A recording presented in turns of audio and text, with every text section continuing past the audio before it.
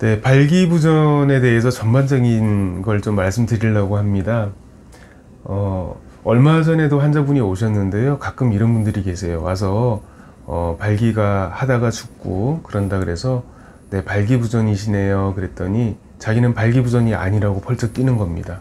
아니, 그게 발기부전인데요. 그랬더니 자기는 발기가 된다는데 왜 선생님이 발기부전이라고 그러느냐. 이거 용어를 갖다가 잘 혼동하고 계셔서 생기는 그런 상태 같습니다. 그래서 발기부전의 용어에 대해서 먼저 말씀을 드리겠습니다. 발기부전이란 부전할 때 부전자가 아니불자에다 완전할 전자입니다. 발기가 안 되는 걸 얘기를 하는 것이 아니라 발기가 완전치 않다라는 상황입니다. 아까 환자분께서 막 역정을 내셨는데 그분이 이제 얘기하시는 거는 발기불능을 얘기를 하시는 겁니다. 아예 관계가 안 되는 상태를 얘기를 하는 건데요. 발기부전은 나이가 우리가 10대, 20대 때 충분한 최상의 발기가 유지가 되다가 나이가 들수록 점점 떨어지게 되는데 그게 떨어지는 것이 이제 완전치 않은 상태, 보통 한 20대 말 30대, 40대 이때 되면 시작이 되죠. 주로 나타나는 증상이 강직도 저하와 유지 실패라고 그래서 원래는 발기가 사정할 때까지 유지가 돼야 되는데 여기 중간에 미리 죽는 경우를 얘기를 합니다. 이런 것들이 발기부전의 증상들이죠. 그리고 완전히 발기력이 떨어져서 발기불능이 돼버리는 상태가 있는데 이게 삽입 실패를 의미를 하는 겁니다. 이런 상태가 되면 나중에는 수술밖에는 방법이 없는 상태가 되겠습니다. 다음 슬라이드 한번 보시겠습니다. 여기선 발기부전의 주요 위험 인자에 대해서 나오는데 다른 여러 가지 질환들이 있습니다. 우울증, 그 다음에 고혈압, 고지혈증, 심장질환, 그 다음에 전립선 질환도 나오고요. 근데 가장 중요한 것은 당뇨입니다. 당뇨병은 여기 발기부전의 위험도가 4.1배가 더 증가한다고 되어 있습니다. 전립선 질환 같은 경우에 2.9배가 라고 나오죠. 그래서 저희가 항상 발기부전 환자분들이 오실 때 당뇨 같은 질환이 있는지 항상 여쭤보는 이유도 그 때문이고, 그 당뇨 같은 만성질환이 있는 분들은 발기부전도 치료하시면서 만성질환의 조절에도 유의를 하셔야 합니다.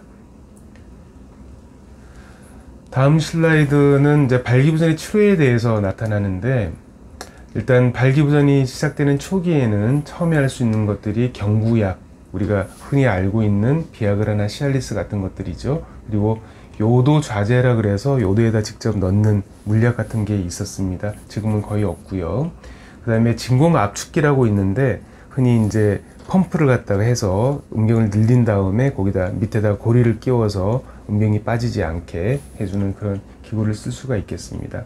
그 다음에 조금 더 떨어져서 남성 갱년기와 동반이 되면은 남성 호르몬 보충요법을 해야 될 거고요.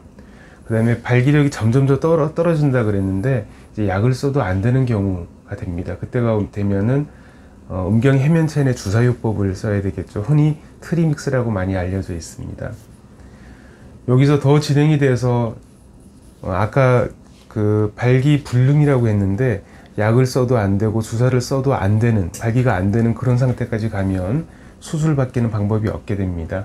수술은 항상 마지막 선택인 게 내 원래 발기력을 회복을 시키는 것이 아니라 내 발기 조직을 망가뜨리고 그 안에 기계를 넣는 것이 수술이 됩니다. 그래서 항상 약 먹어보고 주사 쓰고 제일 마지막에 수술을 갖다 고려해야 합니다. 는 이제 그 2022년 유럽 비뇨기과 학회에서 나온 가이드라인인데 여기는 여러 가지 치료법들이 있다고 되어 있죠. 먹는 약도 물론 있고요. 그 다음에 음경 진공 그 압축기, 그 다음에 주사, 그 다음에 바르는 연고라든지 요도에다가 넣는 물, 그 다음에 혈관성 발기부전인 경우에는 체외 충격파 시술이 도움이 되는 걸로도 나와 있습니다. 그리고 이런 시술이 모두 안 될 때는 결국 제일 마지막에는 음경 수술이 되겠죠. 임플란트 수술을 하게 됩니다. 사진들이 있는데 요도 좌제하고 그 음경 발기를 시키는 크림이 나와 있습니다. 둘 다 지금은 우리나라에서는 지금 없는 것들이고요. 그 다음에 진공 압축 기구가 있는데 그래프 따라서 이제 압축을 내서 음경을 팽창을 시키고 음경 뿌리 부분에 고무로 된 실리콘으로 된 링을 갖다 끼워서 팽창된 음경이 가라앉지 않게 해주는 것이 이 기구의 쓰임새가 되겠습니다. 그 그 다음에 음경 해면체내 주사가 있는데 지금 카보젝트나 트리믹스 이런 걸 쓰게 되겠고요. 주사에다 직접 음경에 직접 주사를 갖다가 자기가 혼자 놓아서 쓰게 됩니다.